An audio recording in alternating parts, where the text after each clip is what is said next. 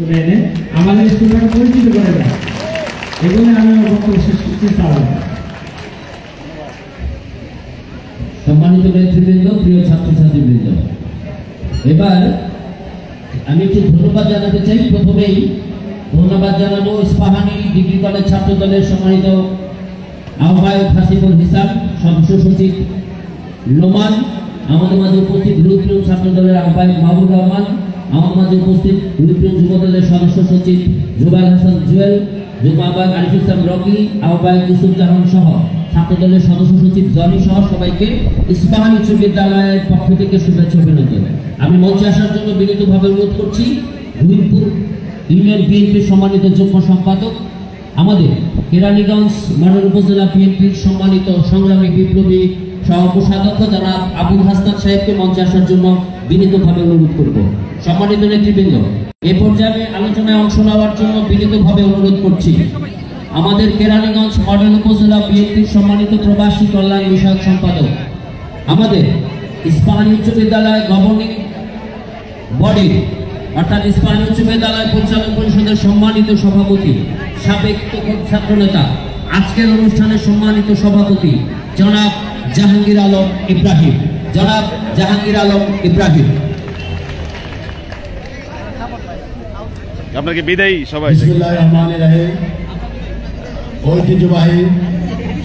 বিদায়ী শিক্ষার্থীদের একাংশ আমরা দেখছি। বিদায় শিক্ষার্থীরা যারা ছাত্র রয়েছে তারা বাম পাশে এবং সম্মানিত প্রধান অতিথি ডান পাশে রয়েছে মেয়েরা রয়েছে যারা নারী। ঢাকা মহানগর উত্তর বিএনপির সাবেক সফল আহ্বায়ক, অবিভক্ত কেরানীগঞ্জ থেকে চারবার নির্বাচিত এমপি, গণপ্রজাতন্ত্রী বাংলাদেশ সরকারের সাবেক সফল মন্ত্রী, বিএনপির 4 বছরের অন্যতম উপদেষ্টা, জননন্দিত নেতা, কেরানীগঞ্জের মা মাটি মানুষের নেতা জনাব আলহাজ আমানুল্লাহ আমার। আজকের এই অনুষ্ঠানে বিশেষ অতিথি হিসেবে উপস্থিত থাকার কথা ছিল, তারই সুযোগ্য উত্তরসূরি আমাদের কেরানীগঞ্জের যুব সমাজের আয়োজন, জনতা এমপি খ্যাত ঢাকা জেলা বিএনপির সংগ্রামী সাংগঠনিক সম্পাদক, জননন্দিত নেতা, তারুণ্যের অহংকার, আমাদের কেরানীগঞ্জের অহংকার ব্যারিস্টার ইরফান ইবনে আমান অমিত। তিনি অন্য একটি প্রোগ্রামের কারণে আজকে আমাদের মাঝে এসে উপস্থিত হতে পারেনি। তার পক্ষ থেকে আমাদের এই স্কুলের প্রিয় ছাত্রছাত্রী যারা পরীক্ষার্থী আছো, তোমাদের সবাইকে শুভকামনা জানিয়েছেন, তোমাদের প্রতি দোয়া দিয়েছেন। আজকে আমি আমার এই স্কুলের দু একটি কথা বলবো। আমার নেতা, আমাদের নেতা জনাব আলহাজ আমানুল্লাহ আমানের স্মৃতিচারণে দু একটি কথা বলবো। আমি যখন ক্লাস 5-এ পড়ি 1991 সালে জাতীয় সংসদ নির্বাচনে এই কেরানীগঞ্জ থেকে জনাব আলহাজ আমানুল্লাহ আমান নির্বাচন করেছিলেন। প্রতিদিন নির্বাচনী পরিচালনার পর আমাদের বাসায় এসে রাতে একসাথে সবাইকে নিয়ে, নেতা কর্মীকে নিয়ে খাওয়া দাওয়া করতেন। আমি তখন খুবই ছোট, সেই সময়ে আমি তার পোস্টার দেখে তার একটি ছবি অঙ্কন করেছিলাম পেন্সিলের মাধ্যমে, এবং আমি আমার ঘরের দেয়ালে সেই ছবিটা টানিয়ে রেখেছিলাম। তিনি আমাদের ঘরে গিয়ে যখন এই ছবিটি দেখতে পায় তখন তিনি বলে, এই ছবিটা কে এঁকেছে? আমার বাবা মরহুম ইলিয়াস সাহেব, আমার শ্রদ্ধেয় মামা মোহাম্মদ মনসুর মামা, আমার স্পষ্ট মনে আছে, তারা আমার বাবা বলে আমার ছেলে। তো আমার সাহেব সেদিন বলেছিল, তোমার ছেলেকে নিয়ে আসো। আমি তার সামনে গিয়ে উপস্থিত হই।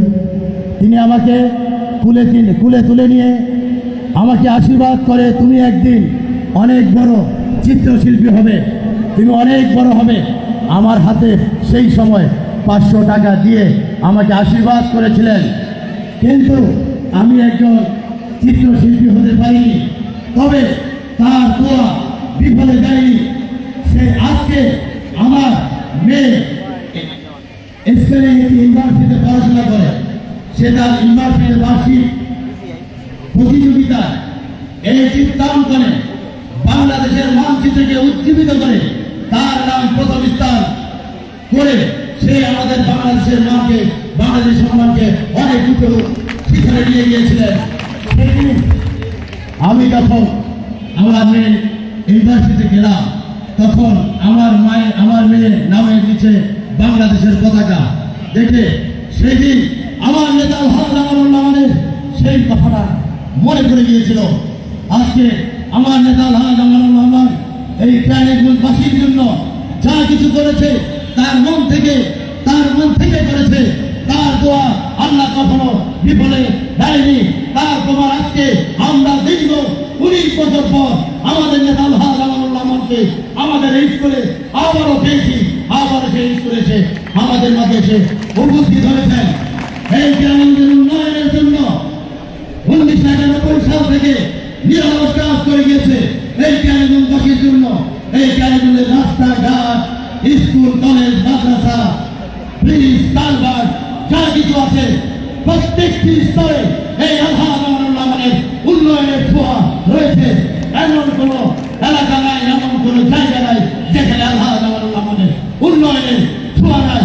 তিনি এই কেরানীগঞ্জবাসীকে নিয়ে আজকে সেই 1991 সাল থেকে তিনি ভাবেন গত পরশুদিন তার সাথে একটি প্রোগ্রামে গিয়েছিলাম হরশদপুর 6 নং ওয়ার্ডের একটি কর্মী সম্মেলনে। তার আগে প্রথম বক্তব্য দীর্ঘ 1.5 ঘন্টা, তিনি 1 ঘন্টা 30 মিনিটের বক্তব্য দিয়েছেন। সেই বক্তব্যের মাধ্যমে তিনি আবেগে আপ্লুত হয়ে গিয়েছিলেন। তার চোখের কোণে পানি চলে গেল।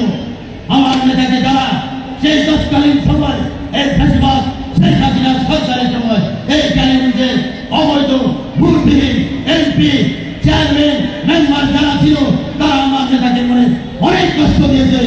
আমরা সেগুলো ভুলিনি। আমার নেতার চোখের জল আমরা ফেলতে দেব না। আমরা আমাদের শরীরের 1 বিন্দু রক্ত থাকা সত্যি আমরা আমার নেতার জন্য আমরা আমাদের জীবন বিলিয়ে দেবো ইনশাআল্লাহ। আরেকটি কথা বলতে চাই, আজকে আমাদের স্কুলে এই দোতলা ভবন দেখছেন, আমার সামনে আরেকটি দোতলা ভবন দেখছেন, আমার জীবনে দোতলা ভবন দেখছেন। আজকের এই প্রজন্মের ছেলেমেয়েরা অনেক কিছু জানে না। বিগত 16 বছরে এই ফাঁসি সরকারের আমলে শেখ হাসিনার সেই অবৈধ এমপিরা আমার নেতা অস্তিত্বকে এই কেরানীগঞ্জ থেকে বিলীন করে দিতে চেয়েছিল। কিন্তু আল্লাহ সর্বোচ্চ ফয়সালাকারী আল্লাহ মহান আল্লাহ দুয়ায় আমরা আবার আমাদের নেতাকে আমাদের মাঝে ফিরে পেয়েছি। আজকে আমাদের এই পাশে যে রাস্তাটা দেখছেন, এই রাস্তাটা এক সময় মাটির রাস্তা ছিল, আমিও দেখেছি, আমার মনে আছে। এই রাস্তাটা আমাদের মেইন রোডের সাথে কানেক্ট ছিল না। আমরা এই এলাকার মানুষ সবাই এই রাস্তার মধ্যে মাটির মধ্যে দিয়ে আমরা চলাফেরা করতাম। আলহামদুলিল্লাহ 91 সালে এমপি নির্বাচিত হয়ে কেরানীগঞ্জের উন্নয়নের যে কাজগুলো করেছেন তার নিদর্শন হিসাবে তিনি আমাদের এই রাস্তাকে এই কলেজের পাশ দিয়ে শাখা রাস্তা করে আমাদের মেইন রোডের সাথে যোগ করে দিয়েছিলেন। এই মাঠ এই রাস্তার যে আমরা আজকে পিচ দ্বারা দেখতেছি, এই রাস্তা তার হাত ধরে হয়েছিল। আমাদের এই স্কুল মাটির ঘরের, টিনের ঘরের ছিল। 1991 সালে আমাদের নেতা আলহামদুলিল্লাহ নির্বাচিত হওয়ার পর তৎকালীন সময় আমাদের এই স্কুলের